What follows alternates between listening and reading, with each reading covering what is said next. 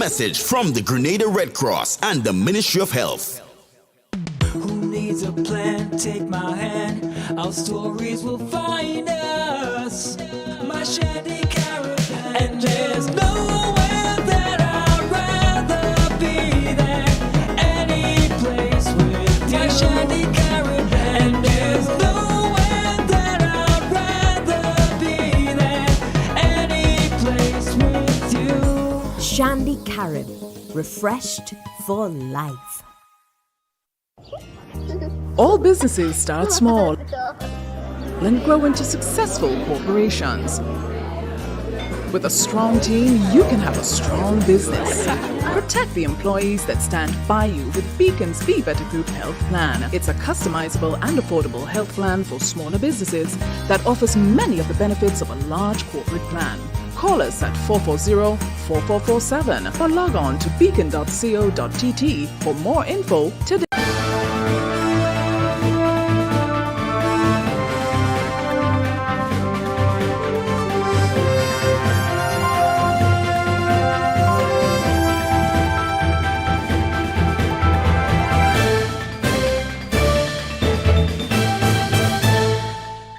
This is the MTV Evening News on MTV for Wednesday, the 17th of November. In the headlines, the Royal Grenada Police Force urging people to be vigilant as we approach the Yuletide season.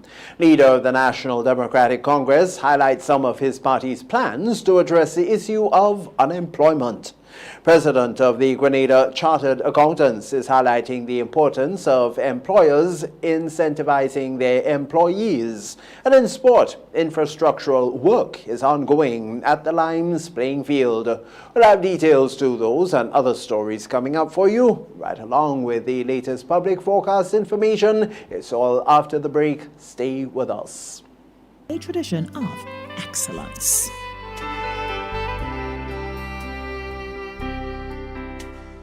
A message by the Grenada Distillers Limited. You want a hand sanitizer to do 3 things: kill germs, be gentle, and to go where you go. You can get all of that in our hand sanitizer. Hard on germs, gentle on hands, affordable. Remember, hand sanitizers contain alcohol. Keep away from heat and flames and avoid contact with eyes. Available at retailers island-wide. A message by the Grenada Distillers Limited. The second segment of MTV News is brought to you in association with the Communal Cooperative Credit Union. To grow with us, save with us.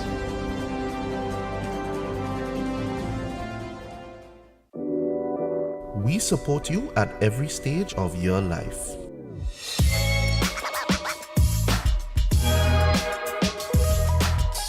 For business,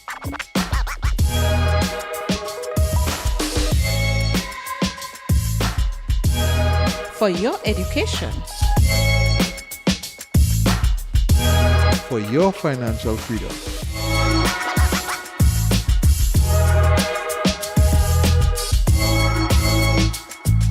for that new ride. Upgrade your life with the Communal. Contact us today. Good evening again with the news in detail. I'm Tony Julian. Well, with Christmas only a few weeks away and Grenada still under a state of emergency, head of the Community Relations Department, ASP Trevor Rodney, reiterates some important pointers individuals should take into consideration this Yuletide season and the importance of being vigilant, especially individuals engaging in social activities. But we have 4 more you on it in this report.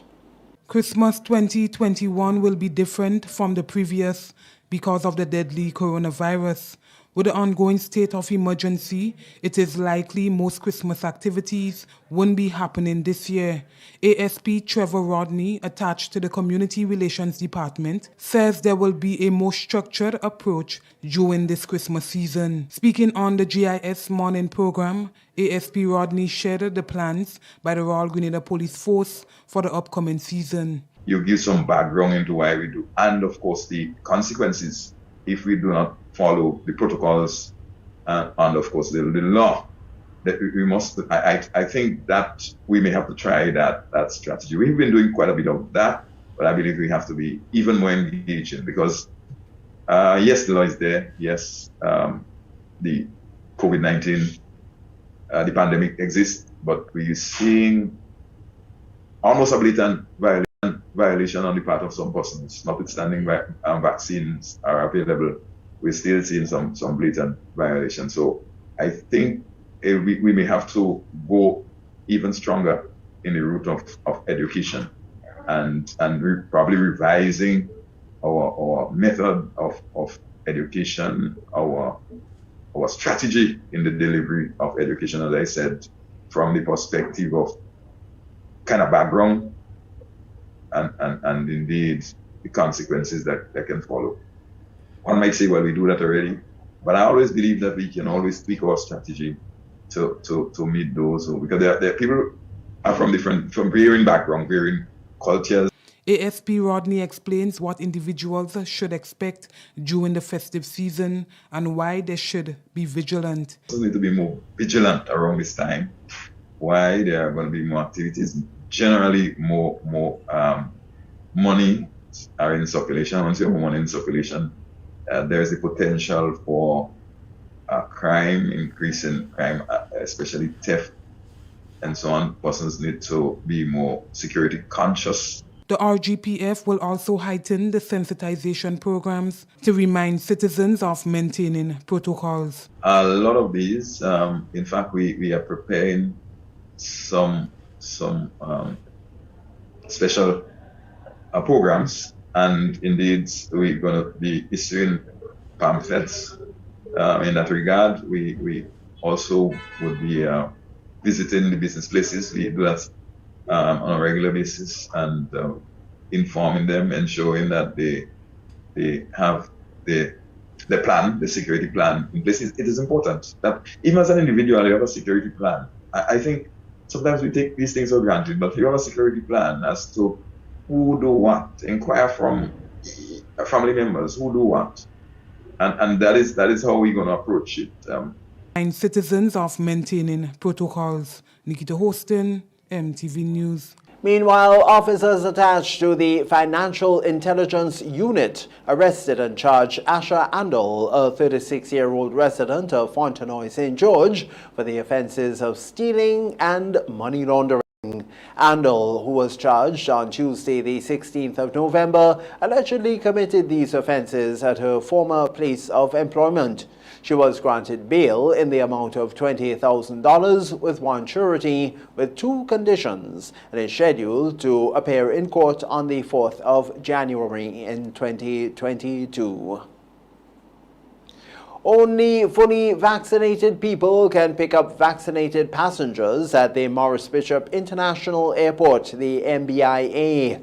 As a result of the recent change in the COVID-19 protocols, which indicates that fully vaccinated passengers will not be required to quarantine on arrival. The Grenada Airports Authority issued a statement advising that only fully vaccinated people will be allowed to pick up passengers who are fully vaccinated at the airport. Proof of vaccination will be required from anyone entering the arrivals pickup lane to transport passengers. Reports about natural immunity may be becoming an issue, and some people have been clamoring for a third or booster shot to be made available. According to Acting Chief Medical Officer Dr. Sean Charles, it can be rolled out, but it's all based on the availability of the vaccines themselves, as we hear in a report from Donella Holston. According to Acting Chief Medical Officer Dr. Sean Charles, the country's authorities are not opposed to providing booster shots for those who may want it, but it depends on the availability of the vaccines. With regards to what is called booster or a third dose of the vaccines, as I said in previous press conferences, we are not opposed to it. In fact, once we once we get vaccines available and we have sufficient, we'll make them available to the public. When probed about using Pfizer vaccines as a booster, the CMO indicated that this would be a bit difficult because this is the vaccine with the most uptake. He said the AstraZeneca vaccine can be offered as a booster shot to certain individuals. With regards to AstraZeneca, where the uptake is slower, we are offering, of the doses that we have, we are offering a third dose to those persons who have received the 2 doses and wish to have a third, and they fall into any of the criteria. They are over 65, they have some underlying health issue, or they work in front line that puts them at increased risk for infection.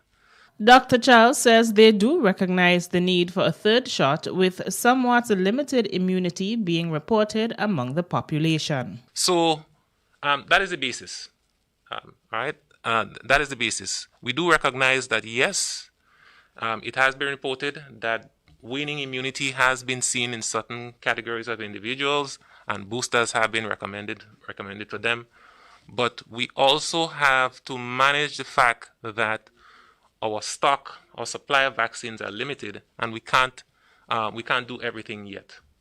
Reporting for MTV News, I am Donella Host. Unemployment is one of the country's major challenges, especially during the COVID-19 pandemic. Speaking on MTV's Rise and Shine show, newly elected political leader of the National Democratic Congress, or NDC, Deacon Mitchell, spoke of some of his party's plans and interventions to resolve the issue.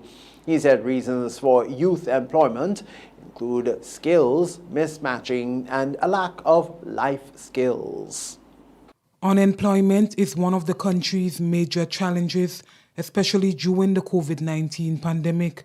Speaking on MTV's Rise and Shine show, newly elected political leader of the National Democratic Congress, Deacon Mitchell, spoke of some of the party's plans and intervention to resolve the issue. As a small island, we should be committed as a nation to ensuring that we have internet penetration throughout the length and breadth of Grenada, 100%. That infrastructure development alone could transform the landscape, because once you have access to the internet, you have the ability, if trained properly, to earn a living. There are significant jobs available on the internet that young persons can in fact pursue at earning capacities that are probably significantly higher than some of the traditional areas. So, for instance, I've gone on the record to talk about the need to introduce and make coding, if not mandatory, at least give every young child in Grenada the opportunity to learn to code. And I'm saying this to say, if we simply started this, I'd say anyway between 12 to 16 within our secondary schools, by the time you get out of secondary school, 16 years old, and you perhaps do your national college or any other form of semi-tertiary education, you are probably in a position to start earning income immediately. Mitchell added that learning a skill, especially in agriculture, can also reduce youth unemployment. And so, and I haven't gone on to talk about things like music, culture, etc. Again, if you can do music production, a lot of us, a lot of the big music producers start when they're 14, 15, 16, and there's a reason for that. When you're young, you tend to be creative, you are far more experimental, and you are far more likely to create a new song that persons are interested in and to become successful. And then we talk about intellectual property, the royalties that come from that. So there are a number of areas that I think traditionally we have not formally paid attention to, and that as a nation we have not dedicated or put any resources into them, that in my view, those areas really do have the ability to dramatically reduce youth unemployment and to increase productivity. Waiting for the end of the month or the end of the fortnight to come. Agriculture. And again, the requirement to be very dedicated in our approach to asking ourselves, what are the issues we need to address? Where do we have the labor shortages in agriculture? In issues such as research and development, agro-processing, preservation of our food, packaging. According to the NDC leader, proper assessment of the needs of our economy and retooling of our education system needs to be done first to increase employment among our youths. However, if our education system is churning out large numbers of persons who are not in a position to become entrepreneurs, who are not in a position to use their own creative talents, who are not in a position to be trained in, or who are not trained in skills which are immediately deployable. And I say skills which are immediately deployable because I think that's one of the areas where we can actually make an immediate impact. Nikita Hostin, MTV News. President of the Chartered Accountants Grenada, Aaron Logie, in a recent interview, highlighted the importance of employers incentivizing their employees, which can lead to better customer service as a way of generating additional revenue, given the rippling economic effect of the COVID-19 pandemic. Many employees look forward to end-of-year bonuses, which may be impacted due to the economic downturn created by the pandemic. However, Logie says providing something tangible or otherwise can augur well for business owners.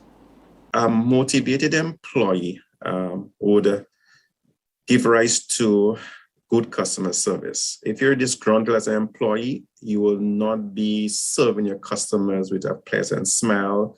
You will not be helpful to your customers. And if you're not, you will not see customers repeating purchase. Well, sometimes they do. But in terms of repeating the repeat purchases, when customers are satisfied with the customer service, they will tend to repeat and go back to their business. And so we have to see the motivation, whether it is tangible, whether it is a bonus or other means of motivating our staff, not as a cost, but a way of expanding our business. Having a disgruntled employee, especially during this time of year when many businesses look forward to an increase in sales, is not ideal, Logie says. So if there are expectations around this time of year for some additional incentives and it's not given, it will affect staff morale.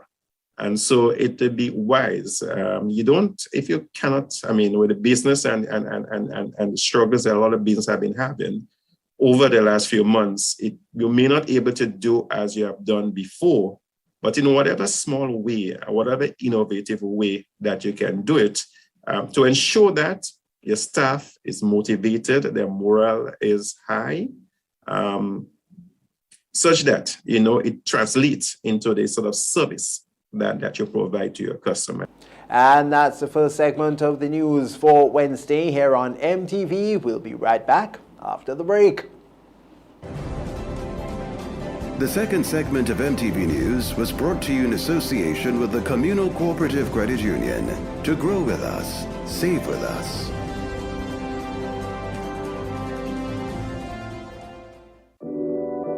We support you at every stage of your life.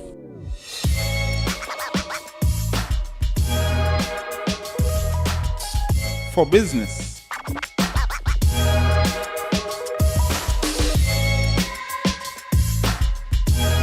For your education,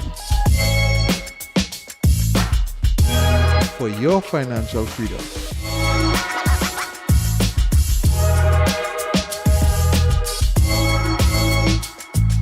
for that new ride. Upgrade your life with the Communal. Contact us today.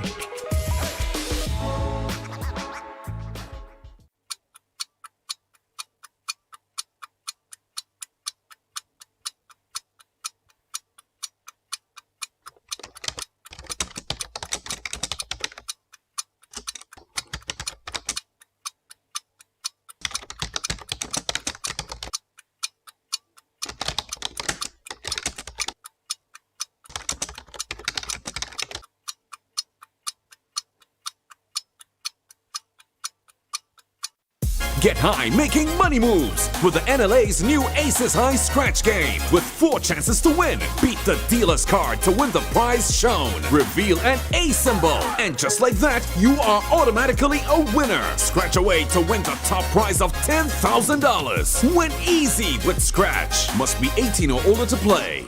A message by the Grenada Distillers Limited. You want a hand sanitizer to do 3 things: kill germs, be gentle, and to go where you go. You can get all of that in our hand sanitizer. Hard on germs, gentle on hands, affordable. Remember, hand sanitizers contain alcohol. Keep away from heat and flames and avoid contact with eyes. Available at retailers island-wide. A message by the Grenada Distillers Limited. Who needs a plan? Take my hand. Our stories will find us.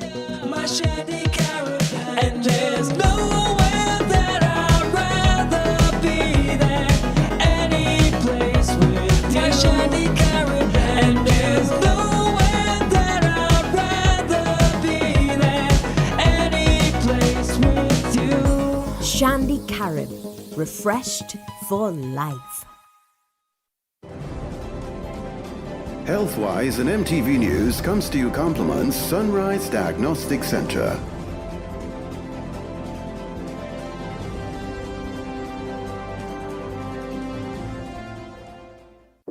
Need quality medical service, professional and warm laboratory experience? Tired of waiting days for your lab results to make diagnosis? You have found your solution at Sunrise Diagnostic Center, located at number 9 New NIS Building, Melville Street, St. George's, and Canal Road, Grenville, St. Andrew, in the hub of the town, catering to your medical needs. Private, accurate, and confidential laboratory service with same-day results. Walk in or schedule your ultrasound with results with 24 to 48 hours. Our opening hours in St. George's are Monday to Friday, 7 a.m. to 5 p.m. On Saturdays, 8 a.m. to 1 p.m. And on Canal Road, Mondays to Friday, 8 a.m. to 4 p.m. And on Saturdays, 8 a.m. to 12 p.m. Open on Sundays and public holidays for emergency calls only. 24-hour on-call service is available for emergency laboratory purposes. We meet you where you are, home or office. Special group rates are available. For more information, you can contact us today. Welcome back. Work on the St. John's River project that commenced in August 2020, and certain aspects are expected to be completed in February 2022 by Sunrise Construction Limited once there are no major delays. Other work, according to Senator Nolan Cox, will begin this month, and people can expect to see some movement soon. However, some aspects do still need to be tendered, as we hear from Donella Houston. Even though the St. John's River project has already commenced, Infrastructure Minister Nolan Cox says there are still some other components that need to be tendered. But to speak more specifically on the works to be done there are some other works that we have not tendered as yet, and I think it's important to speak to it as well. So what we have tendered out so far is just the main river course to be done. Between both creative design and Sunrise Construction. But we have 3 other works, important packages to be done thereafter. And we'll be getting some more feedback on that as we move forward into 2022. And that has to do with the reconstruction of both the humpback bridge and the bridge by Steels Auto. He also indicated that along the roadway, the riverbank will also be redone. And according to him, the engineers have stated that the road will also be lifted. Additionally, the entire roadway along the riverbank will be redone.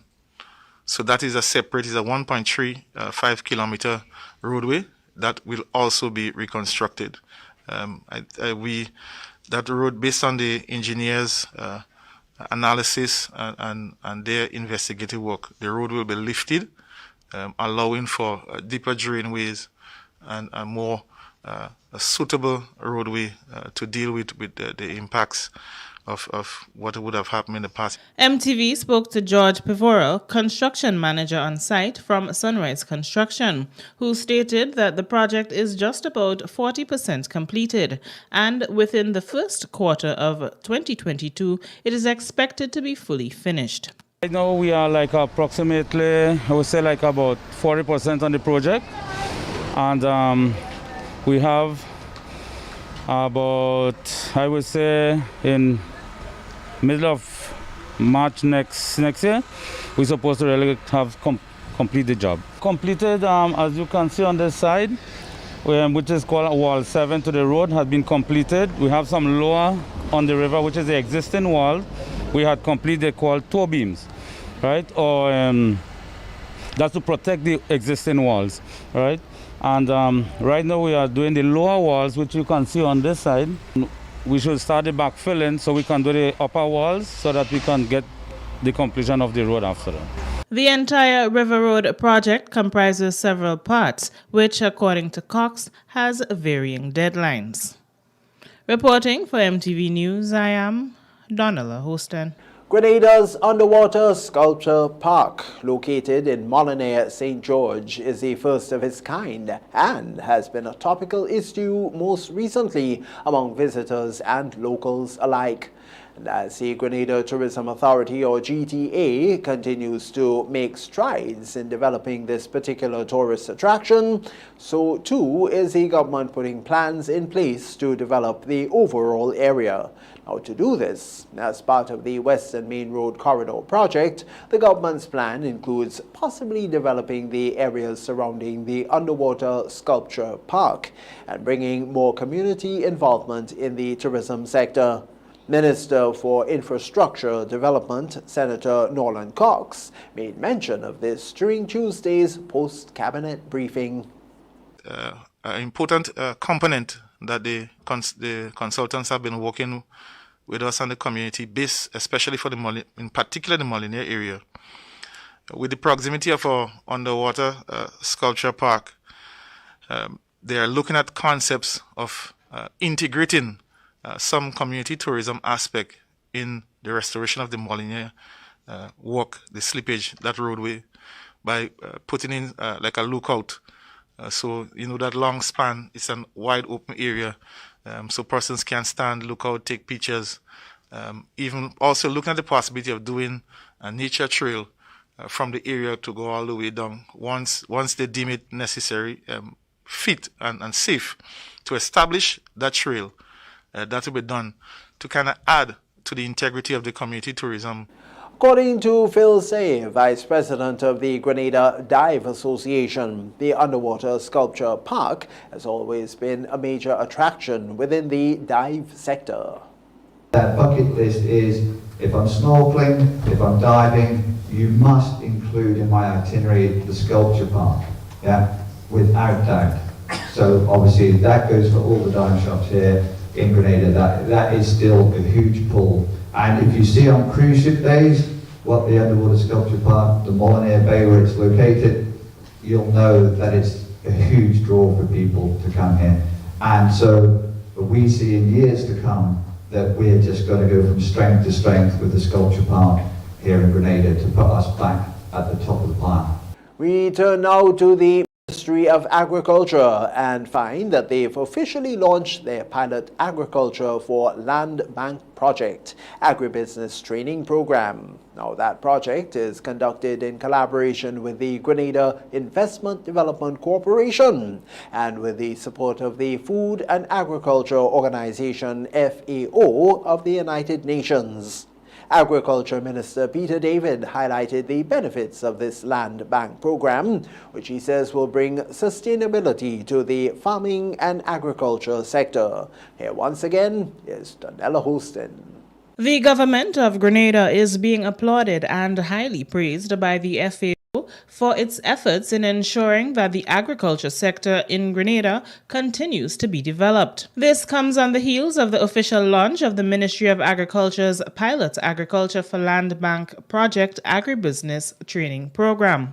Land Tenure Officer for FAO, Amparo Senota, said they believe that this program has the capacity to improve the food security for the country.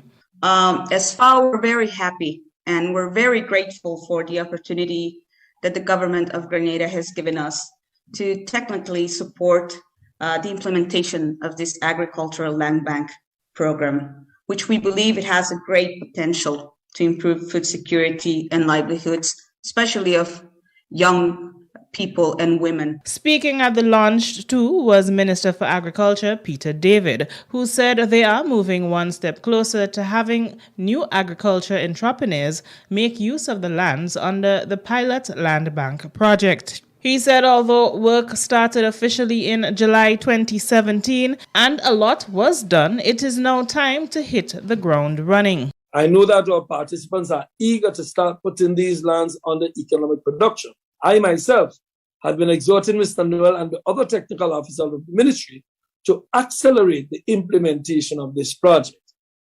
Comrades, we started this journey in July 2017, and while an enormous amount of preparatory work and technical work has been undertaken, it is time that we have boots on the ground, expanding agricultural production and creating sustainable livelihoods. David reminded the participants of the benefits of this program, which he insists will bring some level of economic stability. Representing the GIDC, another key player in the pilot program was Senior Vice President of Business Development, Keisha Mitchell, who briefly highlighted what the participants can expect over the next 4 weeks.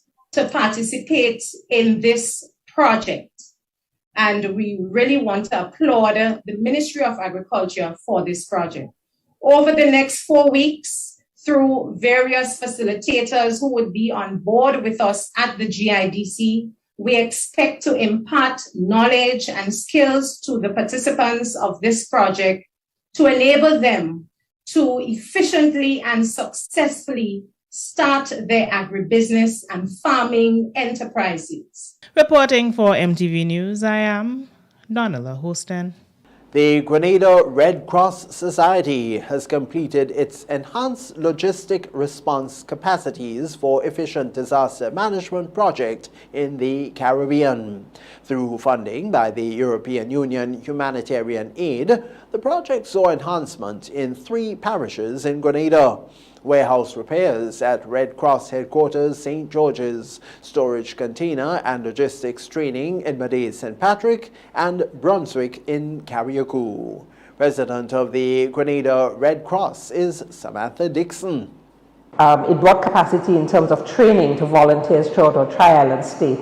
And so it also brought the capacity to decentralize our warehouses. So in the past, when we had one central warehouse, now we can boast of having 2 decentralized warehouses, one in St. Patrick's, one in Carriacou, which would of course facilitate easier reach to people who are affected if we are ever affected by disaster. With the training comes long-term capacity, so you'd have people spread out throughout the tri-island state, and if we are impacted by any kind of emergency, they're not so dependent on the headquarters, but they can actually get into action even before, the major systems are activated. The project began in April. It was ended in August 2021. And according to volunteer project manager at Grenada Red Cross, Noreen Cox, they were able to overcome many challenges and are now better positioned to respond to emergencies. We enhanced 2 containers and the warehouse at the headquarters of the National Society. 1 container in Carriacou, it was refurbished. We moved the container. It would have been built on a foundation, a solid foundation, and we would have retrofitted to include a gable roof, wind turbines, etc. We repainted. Same was done in Maday's. Main warehouse, we would have changed the roofing.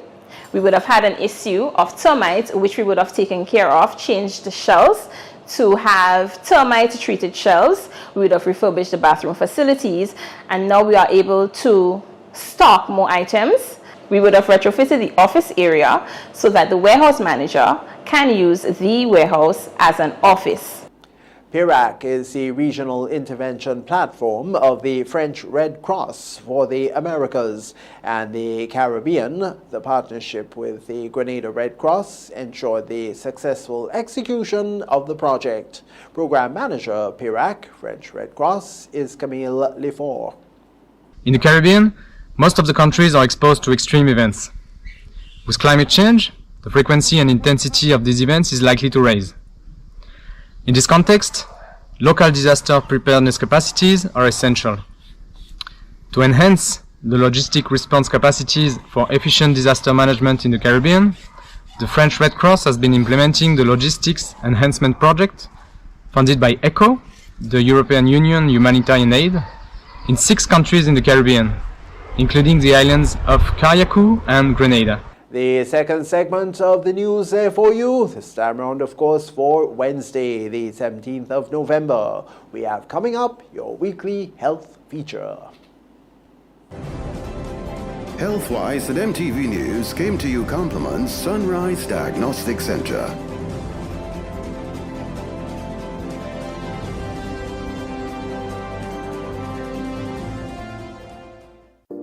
Need quality medical service, professional and warm laboratory experience? Tired of waiting days for your lab results to make diagnosis?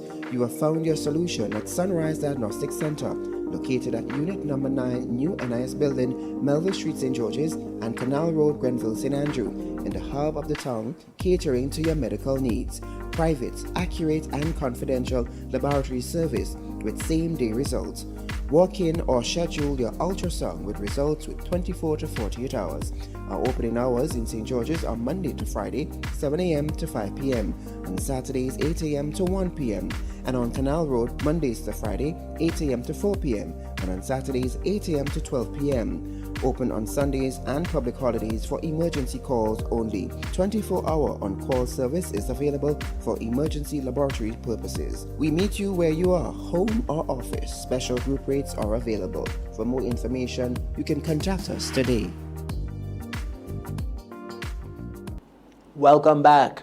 World Pancreatic Cancer Day is recognized on the 18th of November, and global health agencies and other stakeholders unite to build awareness of the disease. For today's Health-Wise, we therefore are speaking with Dr. Teron Hostin, a medical doctor and general surgeon, who shares the facts about what we need to know about this disease.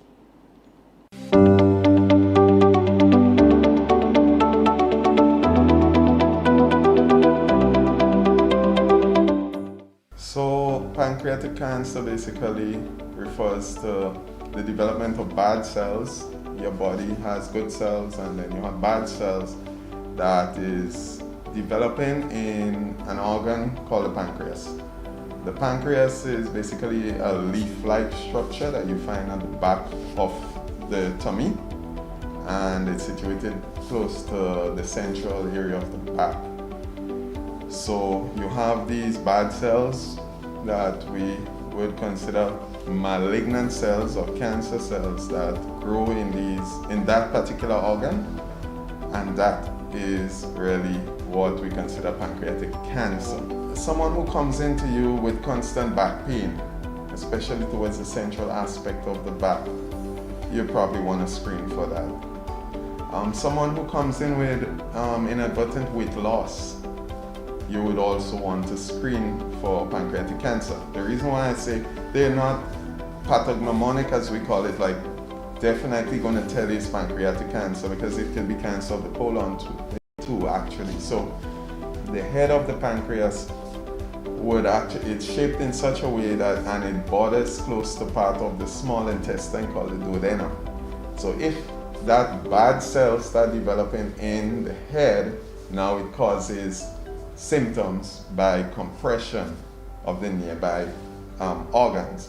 So for example, you have the liver, and you have the liver draining what we call bile. Some people call it gall. I'm not so sure if you know. And it's sort of like a yellowish bitter. You ever heard the terminology bitter as gall, right? Yeah. So basically, that drains to help to digest some foods, especially fatty ones. Now, if you compress that area, this bile cannot drain, so you kind of get a backup of it, and then you see the body becoming yellow, right?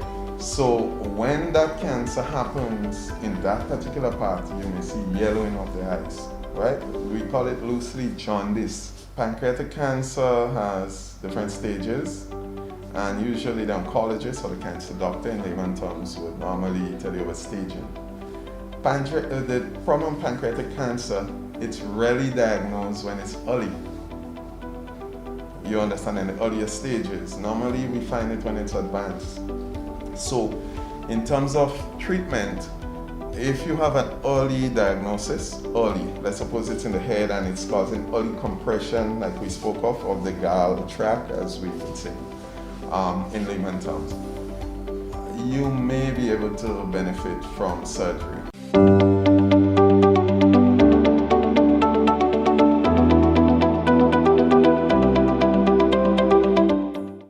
The the MTV Evening News Wednesday with the regional roundup next. The third segment of MTV News is brought to you in association with Arizo Credit Union. Your financial freedom, your future.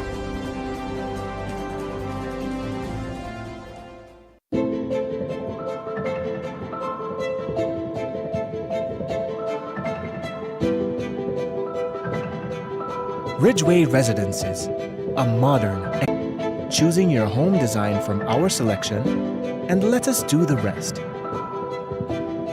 Owning a home does not have to be a frustrating process.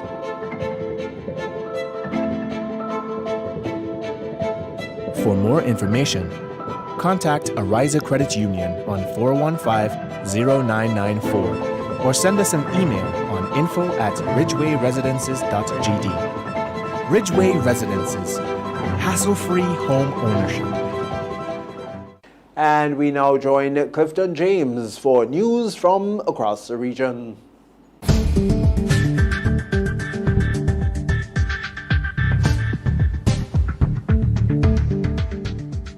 Good evening with tonight's MTV Regional Roundup.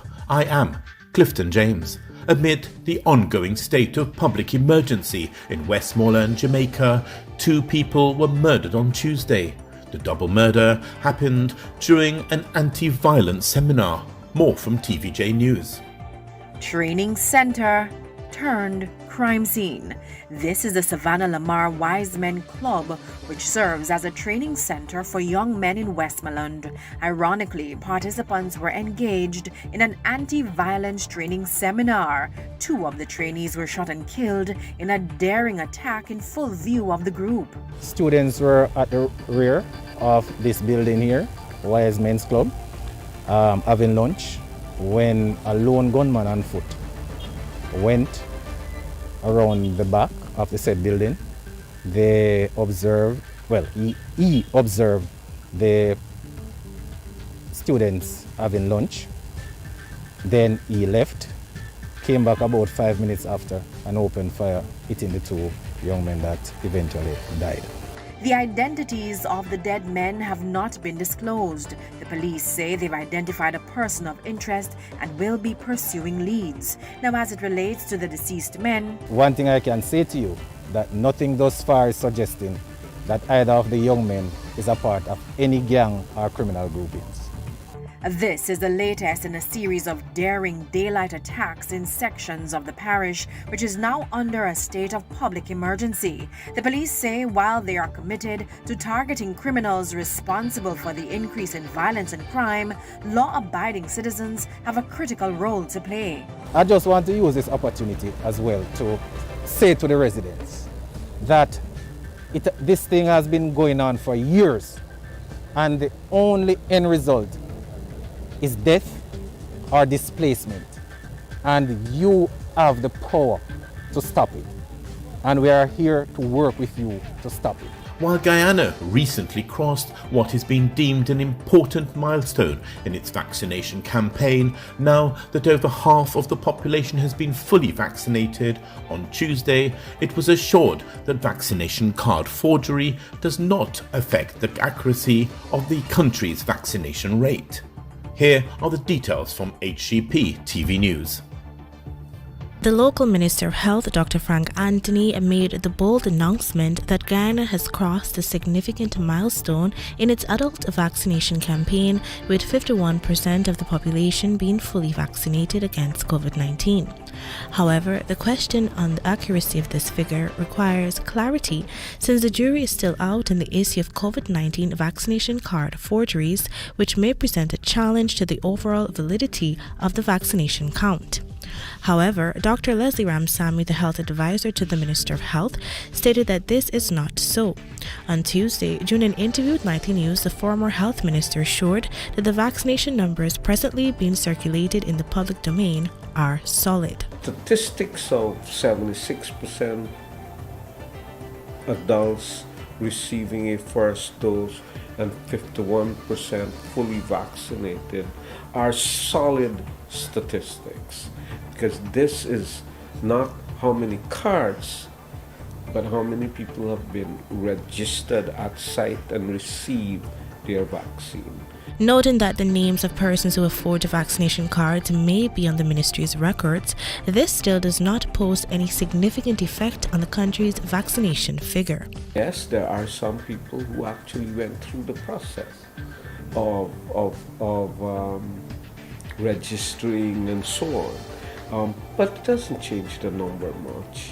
While the government will like to see the end of vaccination card forgery, the fact remains that it has become a very lucrative business, one that has attracted numerous healthcare workers, many of whom are presently being investigated. To this end, the share believed by the health authorities is that while the forged cards may allow persons to access services, they are still at medical risk to themselves and others. If you're not vaccinated but you are presenting yourself as vaccinated, you are at great risk and could get very sick. The issue of vaccination card forgery remains a matter of concern, so much that the government is moving speedily to introduce new vaccination cards, one that the Minister of Health believes will be impossible to duplicate.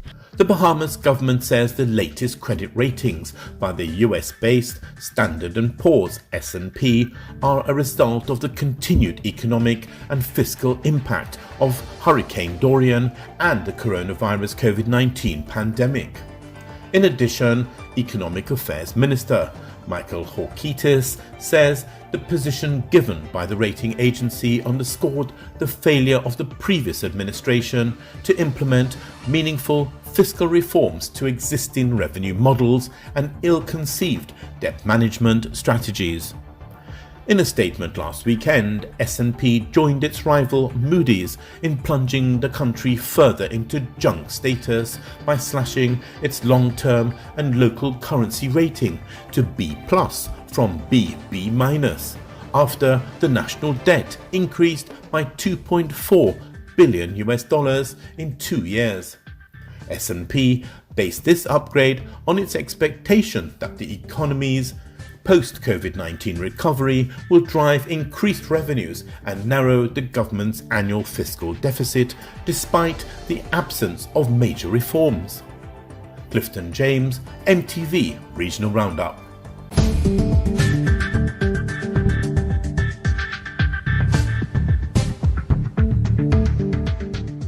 This is the MTV Evening News. We'll be right back after the break.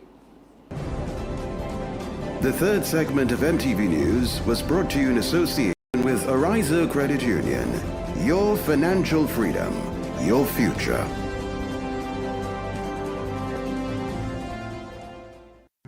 The safety and security of your information is always important to us. Ariza now offers chip cards, also known as EMV cards, which provide enhanced security for your purchases and are globally accepted. The new Ariza Credit Union Visa International Debit Card continues to have the traditional magnetic stripe with the additional security feature of a chip and can now be used at both chip and traditional magnetic stripe terminals. For your added protection, always keep your PIN private and store your chip card safely in a RFID pouch. Visit arizacu.com to learn more on how to protect your account information. Ariza Credit Union. Your financial freedom, your future.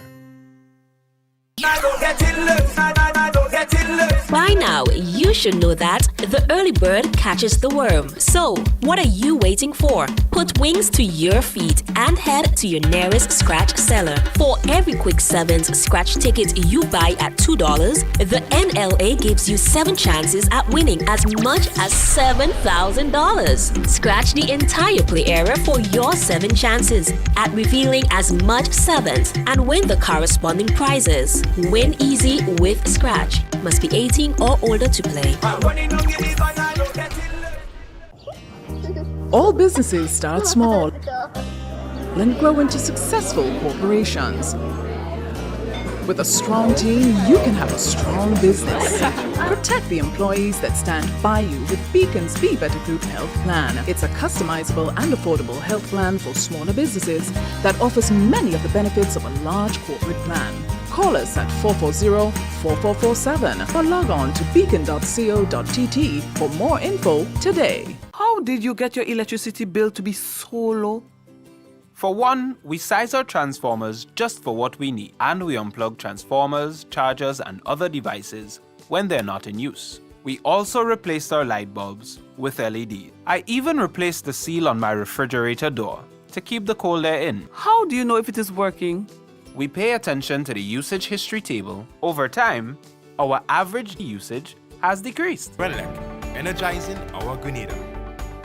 We promised you, and now it's time to deliver. St. Louis UPVC is finally open for business. Look for the blue building marked St. Louis UPVC number 21 Frequenter Industrial Park. At St. Louis UPVC, we manufacture durable push-up windows, sliding windows, projected windows, and casement windows. You can also purchase sliding doors. Our products are manufactured with up to half-inch impact glass, with 21 different types of glass to choose from. Windows can be customized to your specifications. Free delivery island-wide.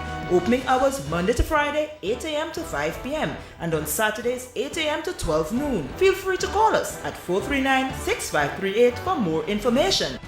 Holy Natural Spring Water is a water for every occasion. On the field of sports, at your workplace, just open the bottle and savor the pure, refreshing taste. Holy Natural Spring Water is produced in Mama Can St. Andrews and is available in all sizes nationwide.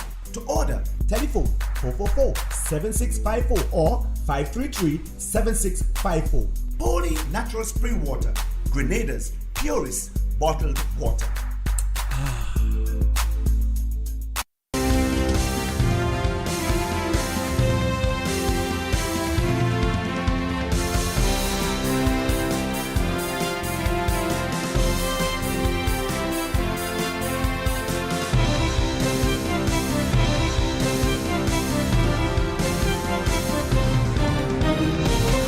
Coming up in sport, infrastructural work is ongoing at the Limes playing field. We'll have the details.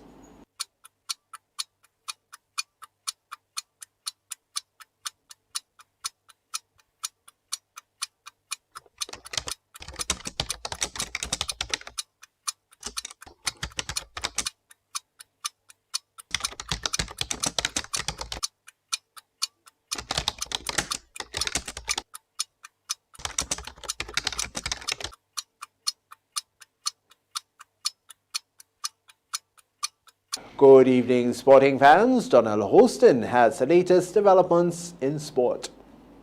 Good evening, sporting fans. Infrastructural work continues at the Limes playing field in Grandin, St. George. However, the work has not stopped the daily community sports program. Kerlan Peters is the sports coordinator at the Ministry of Sports. When the Limes playing field, we have some community, although there are infrastructure development there on the side, towards the road with the retaining wall to prevent the water and the soil from erosion onto the field is in progress. We must say that our community sports program, the community, the kids, they have a safe section in which they use to practice on afternoons. And if you look there, you will see under the leadership of Mark Marshall, our outreach officer for the area, is in one of our community sports program with the young kids.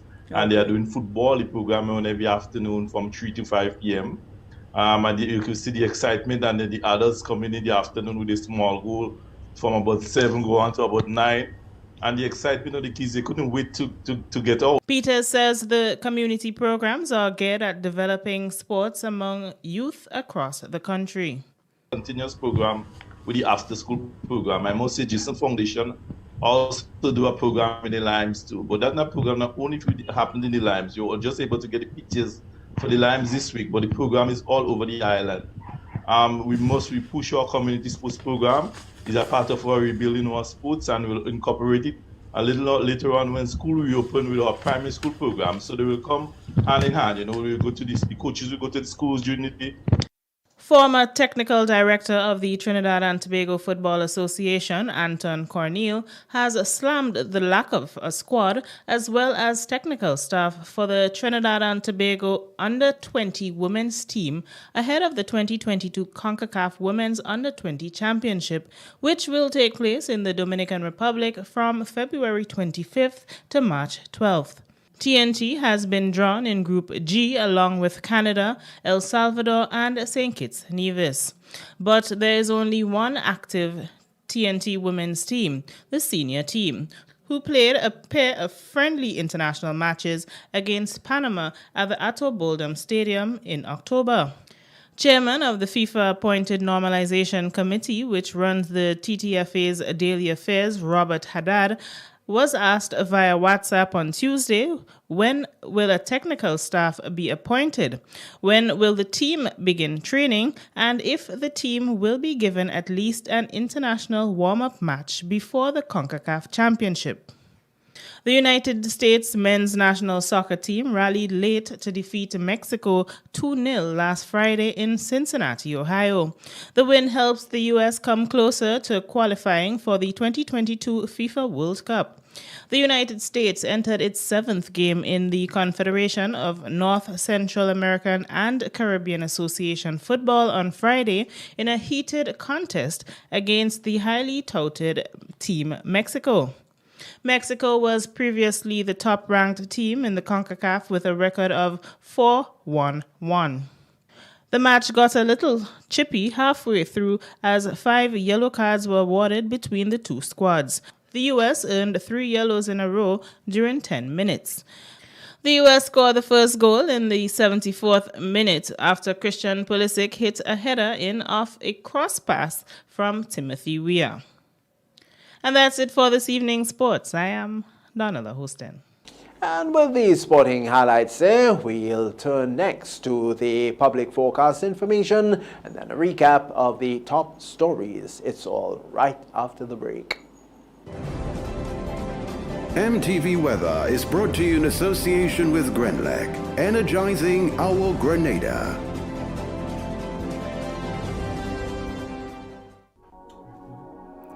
Each of us has a role in Grenada's successful recovery.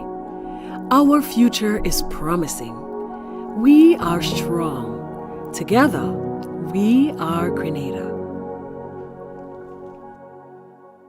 Good Wednesday evening, viewers, and with your nighttime weather forecast, I'm meteorologist Wayne Williams. Sunny and hot conditions again throughout the Eastern Caribbean with 1 or 2 light scattered showers over some of the northern islands, mostly the northern Windward and the Leeward Islands. Fair conditions in our region here, just shallow patches of low-level clouds affecting the Eastern Caribbean at the moment, bringing some very light and brief showers. The cloudiness over the northern part of the Caribbean islands continued today, but in our area much drier and conditions. Lots of sunshine. We did see 1 or 2 very brief showers, however. On Wednesday night, mostly fair conditions would prevail. Any showers would be very brief, very light, and just about a 20 to 30% chance of that happening. Winds would be northeasterly between 12 and 20 miles per hour. The moon is already up. It rose at 4:37. It's going to set in the morning at 5:23. Lots of moonlight to enjoy tonight. Lots more sunshine on Thursday. Northeasterly winds coming in between 12 and 24 miles per hour with about a 20% chance of the very brief or the early morning pre-dawn sprinkle. The seas will be choppy, 5 to 7 foot waves. Sunrise is again at 6:05. The sun sets once again at 5:38. It's going to be a scorcher. 34 will feel like 38 or even hotter. Partly cloudy in Port of Spain, but generally fair in Bridgetown, fair also in Kingston. Rain is in the forecast for Miami. New York will be partly cloudy, more clouds in London. Here at home, no major changes expected over the next 7 days. Mostly fair conditions at first. Slight increase in cloudiness maybe by the start of the next work week, but that shouldn't really impact the weather in any significant way. Any showers again will continue to be brief, very light, and mostly in the night. That's it for Wednesday, folks. Have yourself a great night. Join me again right here on Thursday. MTV Weather was brought to you in association with Grenlec, energizing our Grenada.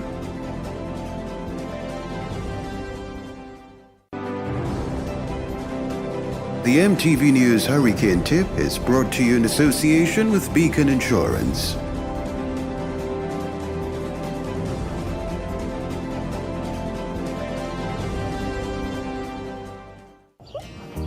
All businesses start small and grow into successful corporations.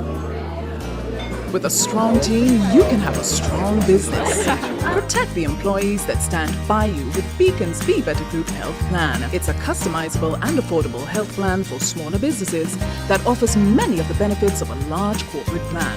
Call us at 440-4447 or log on to beacon.co.tt for more info today.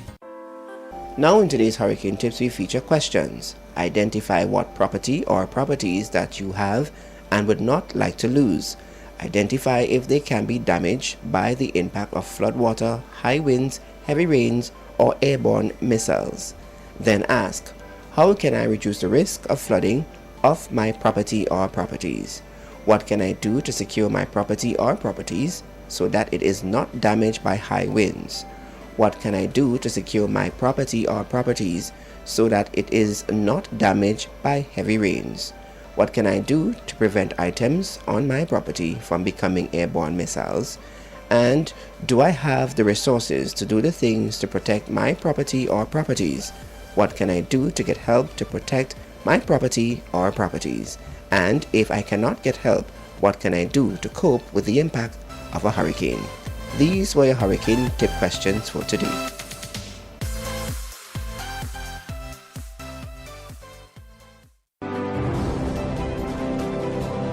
The MTV News Hurricane Tip was brought to you in association with Beacon Insurance.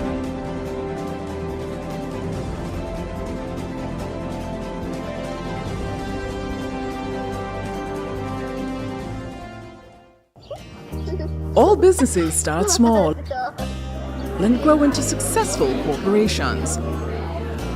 With a strong team, you can have a strong business. Protect the employees that stand by you with Beacon's Be Better Group Health Plan. It's a customizable and affordable health plan for smaller businesses that offers many of the benefits of a large corporate plan. Call us at 440-4447 or log on to beacon.co.tt for more info today. And now to end the news, a recap of the headlines. The Royal Grenada Police Force is urging people to be vigilant as we approach the Yuletide season. Leader of the National Democratic Congress, Deacon Mitchell, has highlighted some of his party's plans to address the issue of unemployment.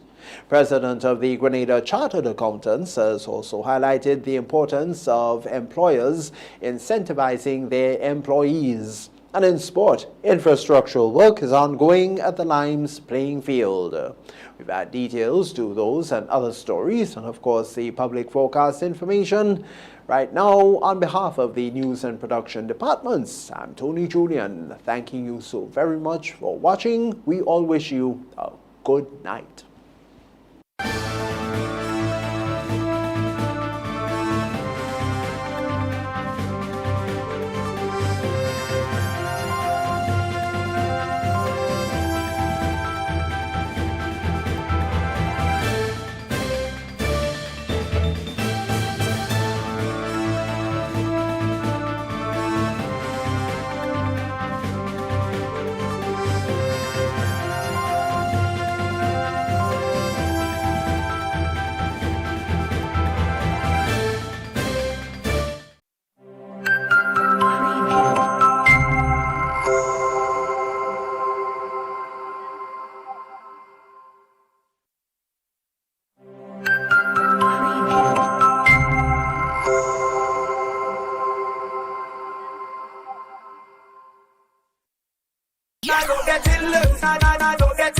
By now, you should know that the early bird catches the worm. So, what are you waiting for? Put wings to your feet and head to your nearest scratch seller. For every Quick 7's scratch ticket you buy at $2, the NLA gives you 7 chances at winning as much as $7,000. Scratch the entire play area for your 7 chances at revealing as much 7s and win the corresponding prizes. Win easy with Scratch. Must be 18 or older to play.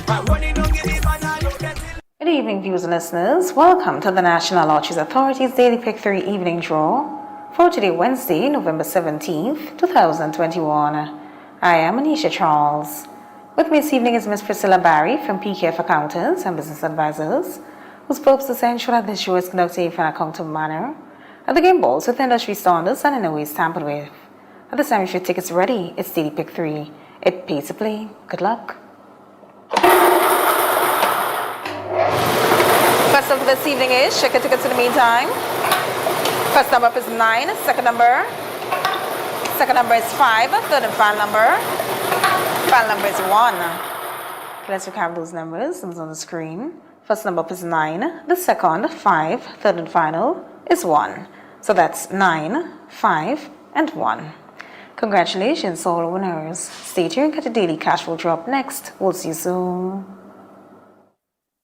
Win more with the NLA's Daily Cash 4 every day with more plays and bigger prizes to be won. It's a 4-digit game with all the bet types you already know and much, much more. From 0000 to 9999. Choose your 4 numbers and place your bet from 11 different bet types. Choose from inline, 4 different mixes, first 3, last 3, and 4 different backup options too. Best of all, it starts at just $1, except for backups, which starts at $2. Win as much as $5,000 with a $1 inline bet and as much as $6,200 in a $2 backup bet. Imagine $50,000 for a winning $10 inline bet. There's definitely more to win with the Daily Cash 4. More plays, bigger prizes. Twice per day, Mondays to Saturdays. Must be 18 and over to participate. NLA, making your dreams come true while supporting sports, culture,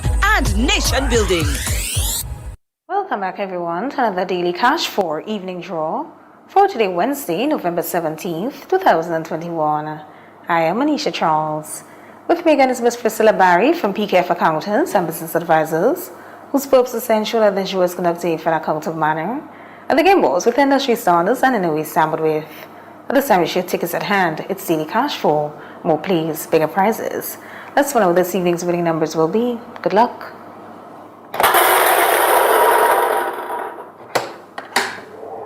First up for this evening is check your tickets in the meantime. First number up is 5. Second number up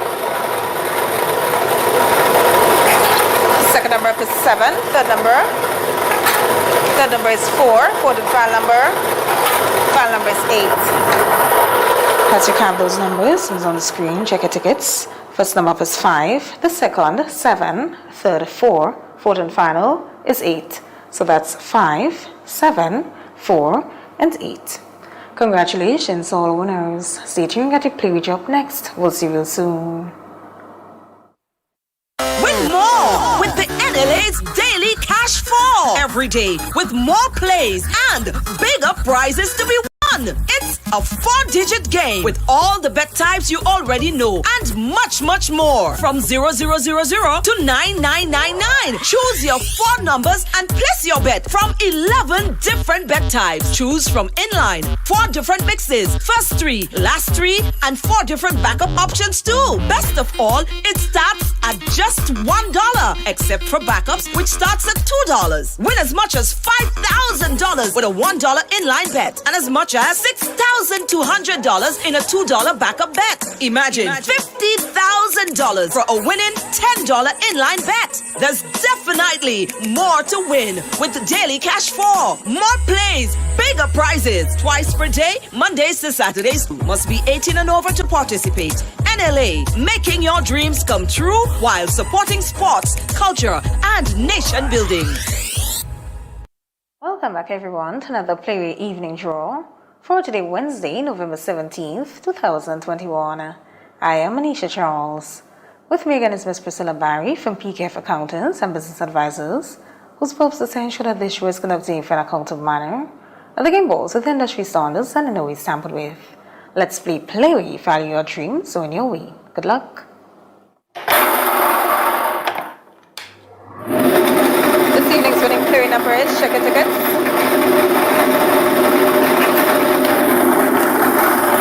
This evening's winning Playway number is 33. Let's recap the number. 3333. 33 represents the dream symbol centipede. Congratulations, all the winners of this evening's Playway draw. Tune in later on for the lotto draw. This evening we're playing for a jackpot of $100,000. We'll see you then. Get high making money moves with the NLA's new Aces High Scratch game with 4 chances to win. Beat the dealer's 21. I am Anisha Charles. With me this evening is Ms. Priscilla Barry from PKF Accountants and Business Advisors, who spoke to ensure that this draw is conducted in an accountable manner, and the game balls with industry standards and no is tampered with. At the same show tickets at hand because you're about to play for a jackpot of $100,000. But first, your free ticket letter. Good luck.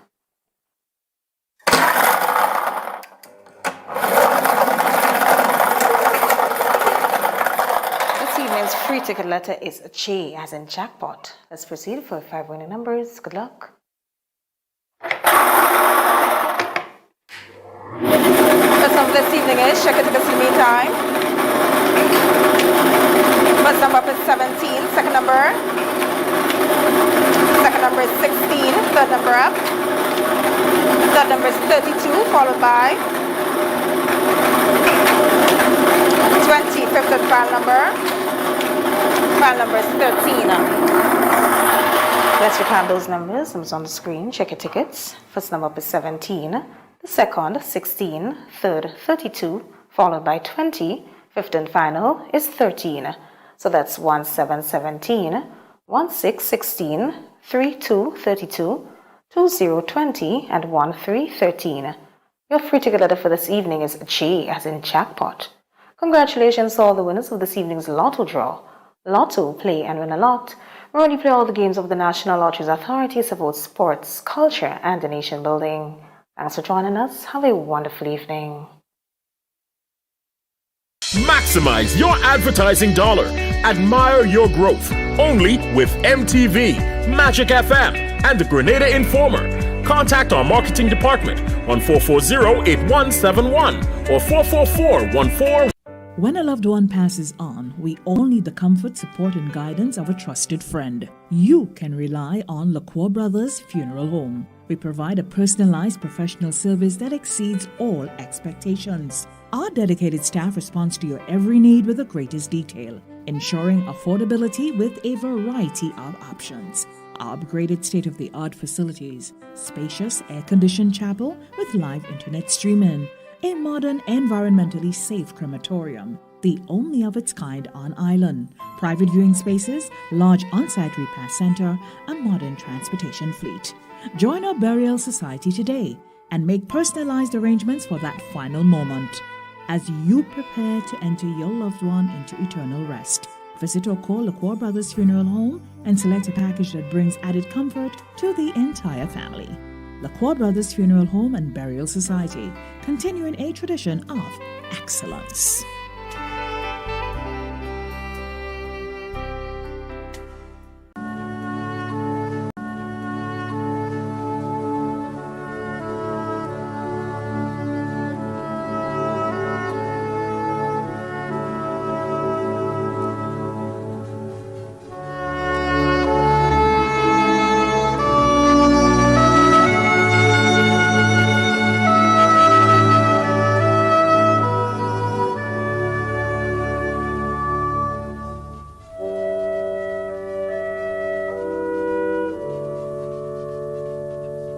Jonas Williams, better known as Rodney Williams, Shepherd Rodney, and Way, of Mount Craven St. Patrick, passed away on Tuesday, 2nd November 2021, at the age of 68. He was the son of Rose Williams, husband of Rosalind Williams, father of Franklin and Roland Batiste, Ron Williams and Ronisha Williams in the USA, stepfather of Amaryllis Budam in the USA, Rebecca and Ricky Albert, brother of Gracelyn, Sturty, Clarice, Lynette, Godlin, Paul, Philip, Liston, and Daniel. Father-in-law of Joanna Batiste, Trixie Williams, and Natalie Nicholas. Grandfather of Rolanda and Joselle Batiste, B.J., Dallin Phillip, Serona Williams, and Alice Polius. Uncle of many, including Ken Williams. Brother-in-law of many. Many other close friends, relatives, and neighbors of Mount Craven, Hermitage, and Tivoli, stepson-in-law, adopted children, step-grandchildren, the Ragbison family, and vendors and fishermen of Grove, Grandroy, Victoria, Sattez, and Grove, members of these spiritual Baptist churches, including Sister Vernice Charles and the staff of Hubbard's Limited. The funeral service for the late Jonas Williams, better known as Rodney Williams, Shepherd Rodney and Way, of Mount Craven St. Patrick, will be held privately. Funeral arrangements entrusted to Wayne's Funeral Home. Theodora Bridget Glood Tobin, also known as Dora and Godon, a well-known spice vendor, Zone 1, of Apretute St. David, who resided in Belmont St. George and Canada, passed away on Friday, 8 October 2021 in Canada at the age of 77. She was the mother of Anne-Marie Glood James, Philip Glood, Yvonne and Keith Glood in the USA, Ralph in Canada, Randolph Glood, Carlisle Glood in the UK, William and Norman Glood, grandmother of 26, great-grandmother of 11, sister of Lucy Gloodlet in the USA, and Leonard Tawi Glood, very close friend and caretaker of Maureen Pearl Garcia in Canada. Many other relatives and friends, including friends and relatives of Apretute, Belmont, Sautez, Bellevue, USA, England, and Canada. The funeral of the late Theodora Bridget Glood Tobin of Guelph St. John will be held privately. Funeral arrangements have been entrusted to Lacqua Brothers Funeral Home. Olive Catherine Gibbs of Montmorency St. George passed away on Tuesday, November 2nd, 2021, at the age of 55. She was the mother of Martina, Martin, Marcellianne, Lenora, Elizabeth, Krista, and Alicia, grandmother of Renelle, Xavier, Carlos Jr., Daniel, Zayla, and Nikia, mother-in-law of Telson Sandy, sister of Deborah McQueen and Brenda Gibbs, close and dear friend of Douglas Victor in the USA, aunt of 11, grand-aunt of 19, godmother of 4, many other relatives and friends including Dr. the Right Honorable Keith Mitchell, Yvonne Griffith and family, Nurse Olive McFarlane, Anne David and Twine, Marcella Campbell and family, Esther Alexis, the Pascal and Grant families in the United Kingdom and Grenada, the Gibbs, Regis, Gill, Langdon and Duncan families, and friends and neighbours of Montmorency, Brazan, in the USA, the United Kingdom, Trinidad and Barbados. The funeral service for the late Olive Catherine Gibbs of Montmorency St. George will be held privately. Funeral arrangements entrusted to Lacqua Brothers Funeral Homes. Lucky Charles, also known as Miss Lucky and Auntie, of Pearl St. Andrew, passed away on Saturday, October 30th, 2021, at the age of 79. She was the mother of Pauline Charles Jack, Daniel Charles, Pearlie Paula Charles Jones, Junior Cornwall, Devon and Kellen Charles, N.C. Charles Frame, and Roxy Charles, adopted mother of Clifford Mitchell, Roy Samuel, Garvin Richardson, and Kester O'Neill, stepmother of Randolph, grandmother of Jacintha, Justin, Rondell, Shalma, Ronald, Johanse and Johanna, Revel Camuniu and Adriel Charles, Rogel Charles Bernard, Kadeen and Nikiah Regis, Nahim, Navon, and Nagida, step-grandmother of Crampy Sukram, great-grandmother of 8, mother-in-law of Fenton Jack, Clarence Jones, Nicholson Frame, and Sandra Cornwall, grandmother-in-law of Joshua Bernard, many nieces and nephews including Nathalie Paul, Yvette Charles, Jerry, Scott, Irvin, Karen, Caroline, Nisha Booker, Stephanie, Anslem, Ermin, and Spanitou.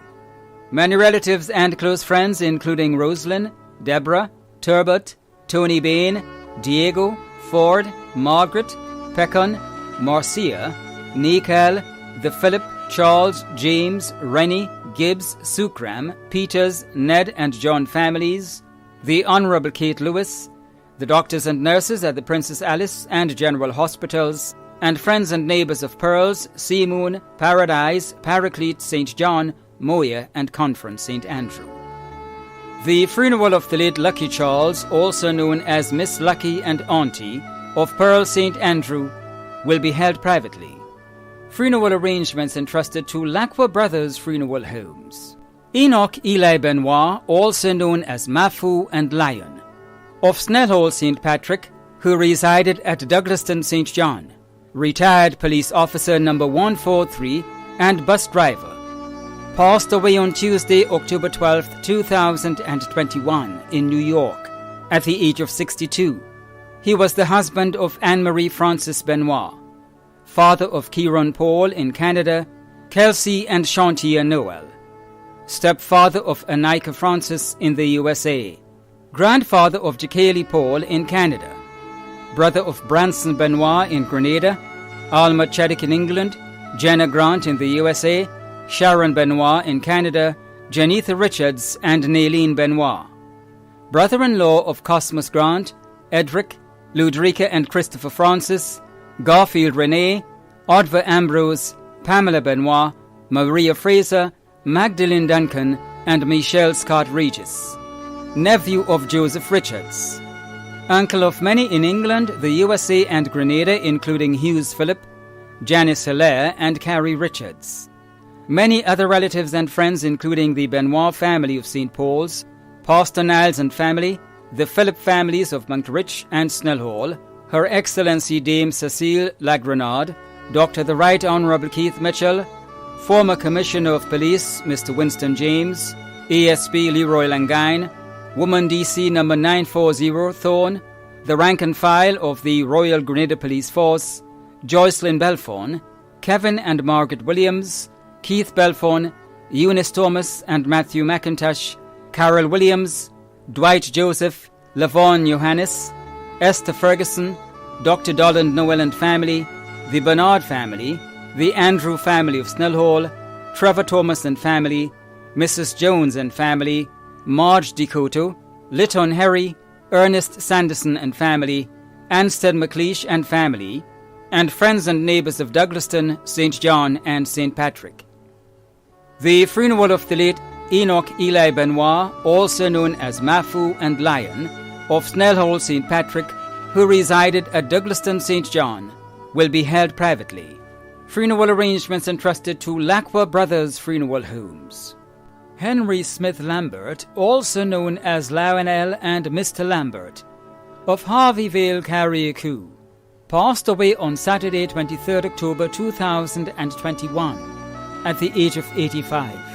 He was the husband of Agnes Lambert, father of Martha, Lee, Christine, and Felix, grandfather of 12, including Anisha, Marcus, and Doniah, great-grandfather of 2, brother of Laura, Alban, Kent, John, Cleopatra, and Joseph, brother-in-law of Frederick Stephen Bedeau, Dory, Alicia, Sharon, Phyllis, Evelyn, Sybil, and Veronica, uncle of many including Abriana, Abraham, Deborah, Tina, Mark, Brenda, Davis, Jennifer, Elizabeth, Sharon, John Henry, and George, cousin of many including Doralyn and Petrina McQueen, Muriel, Winston, Joyce, Viola and David Lambert, Nella Edwards, John Stonewall, and Petrolina Punce Franklin.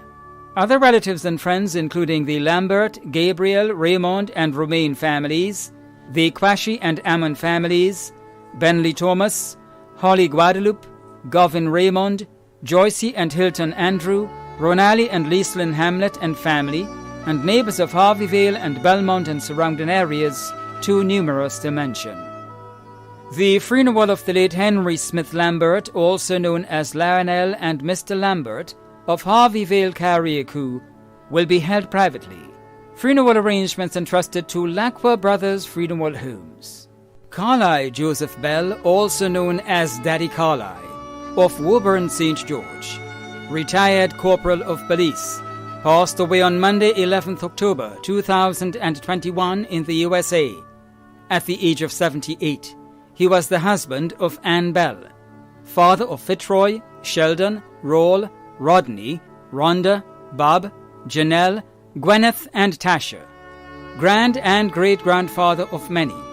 Many other relatives and close friends, including the Caliste, Bell, Lacroix, Baker, and Macmillan families, and friends and neighbours of Woburn and surrounding areas. The funeral arrangements for the late Carlyle Joseph Bell, also known as Daddy Carlyle of Woburn St. George, have been entrusted to Lacqua Brothers Funeral Homes. Ashley Donald Julian of Bonaire St. Mark, who resided in England, passed away on Wednesday 27th October 2021 in London at the age of 57. He was the husband of Ivy Julian, father of Jackie, Marcia, Neville and Caroline in the UK, grandfather of 1, great-grandfather of 2. In-laws Donovan Morrison in England, Jasmine Lewis and family in Grenada, Norma Rogers and family in Grenada, Christiana Lamoth and family in Canada. Many other relatives and friends including Hazel and Clifford Paris and family in England, Pearl Applewaite and family in the UK, Althea Lewis and family in England, Anna Brewster and family in Canada, Sheila and Pickman Banfield and family in Canada, Terry and June Lamoth and family in Canada. The funeral service and interment of the late Ashley Donald Julian of Bonaire St. Mark, who resided in England, will be held privately. Funeral arrangements entrusted to Lacqua Brothers Funeral Homes. Daniel Cephas Bartholomew of River Road, who resided at Tempe St. George, a well-known accountant and insurance claims adjuster, passed away on Tuesday 2nd November 2021 at the age of 72. He was the father of Dwaynell in Grenada and Danielle in the USA, father-in-law of Tweedale Bartholomew, brother of George, Albert, Jeremiah, Michael, Rosalind and Cynthia in the USA, son-in-law of the Reverend Agneta Andrews, uncle of Jules, Dinny, Jamie, Jeffrey, Dexter, David and Sasha, brother-in-law of Jean, Monica, Yvonne and Christina. Other relatives and close friends including Stephen and Jesse McBurney, Pastor Davis and Yvette John, Eddie and Deborah Primus and family, members of Liberty Reform Assembly Grove, Gail Squires and the Labari family, and friends and neighbors of Tempe and surrounding areas. The funeral service for the late Daniel Cephas Bartholomew of River Road, who resided at Tempe St. George, will be held privately. Funeral arrangements entrusted to Lacqua Brothers Funeral Homes. Shawlan Timothy James of Pearl St. Andrew died on Monday, November 8th, 2021, at the age of 45. The funeral arrangements for the late Shawlan Timothy James of Pearl St. Andrew will be given in a subsequent broadcast. Funeral arrangements entrusted to Bailey's Funeral Home. Fitz Isidore Alexander, also known as Brigade of Grandon St. George, passed away on Monday, 15th November 2021, at the age of 57. The funeral arrangements for the late Fitz Isidore Alexander, also known as Brigade, of Grandon St. George, will be given in a subsequent broadcast. Funeral arrangements entrusted to Bailey's Funeral Home. Dave Marquez, also known as Scalawa, of Grove St. John, an employee of Nawassa, passed away on Thursday, 11th November 2021, at the age of 51.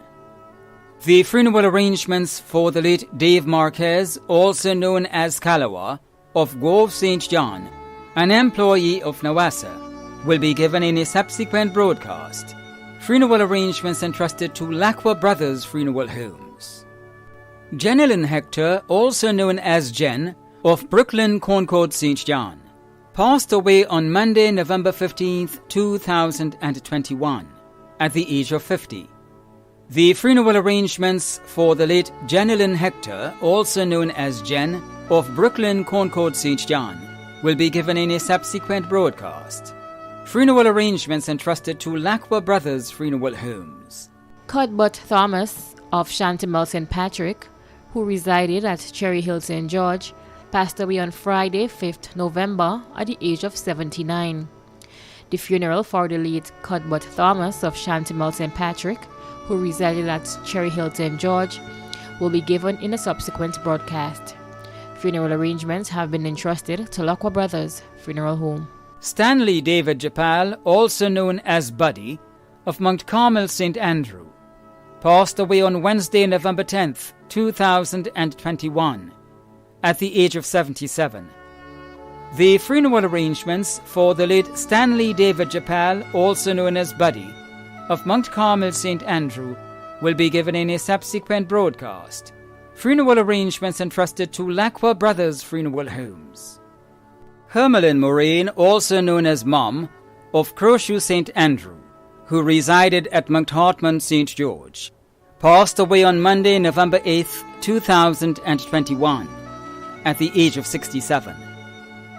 The funeral arrangements for the late Hermelin Moraine, also known as Mom, of Crowshoe St. Andrew, who resided at Mount Hartman St. George, will be given in a subsequent broadcast. Funeral arrangements entrusted to Lacqua Brothers Funeral Homes. Anastasia Merrill Charles, affectionately known as Stacy, of the Bocas St. George, passed away on Monday, 1st November 2021, at the age of 72.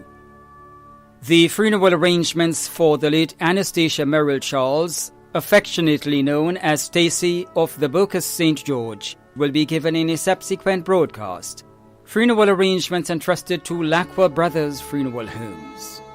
Catherine Williams, also known as Bemisi, Tita and Darling, of Blaise St. Andrew, who resided at Jean Anglais St. George, passed away on Friday, November 5th, 2021, at the age of 72. The funeral arrangements for the late Catherine Williams, also known as Bemisi, Tita and Darling, of Blaise St. Andrew, who resided at Jean Anglais St. George, will be given in a subsequent broadcast. Funeral arrangements entrusted to Lacqua Brothers Funeral Homes. Shondell Harford, also known as Loverboy, of St. Cloud St. Andrew, died on Wednesday, November 3rd, 2021, at the age of 22. The funeral arrangements for the late Shondell Harford, also known as Loverboy, of St. Cloud St. Andrew, will be given in a subsequent broadcast. Funeral arrangements entrusted to Bailey's Funeral Home. William Loftus Nayak, also known as Lala, of Riversally St. Patrick, who resided in Cumana Main Road, Toco, Trinidad, passed away on Saturday, 2nd October 2021, at the age of 91. The funeral arrangements for the late William Loftus Nayak, also known as Lala, of Riversally St. Patrick, who resided in Cumana Main Road, Toco, Trinidad, will be given in a subsequent broadcast. Funeral arrangements entrusted to Lacqua Brothers Funeral Homes. The management and staff of MTV extend deepest condolences to those of you whose loved ones have passed on. Thanks for watching.